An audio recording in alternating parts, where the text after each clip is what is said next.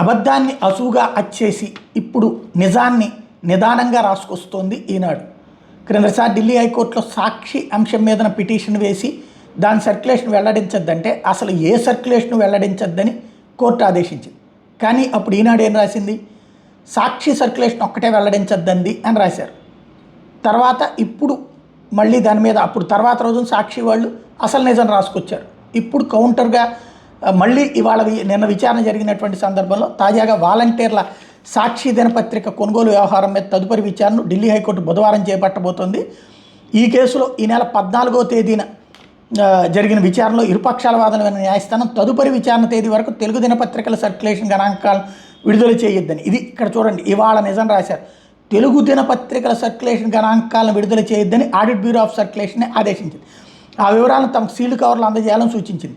అనంతరం ఉషోదయ పబ్లికేషన్స్ వెంట మేరకు ఈ నెల 14 నాటి ఉత్తర్వులోని సర్వే అనే పదాన్ని సర్క్యులేషన్ ఆడిట్గా మార్పు చేస్తూ 22న హైకోర్టు ఉత్తర్వులు ఇచ్చింది.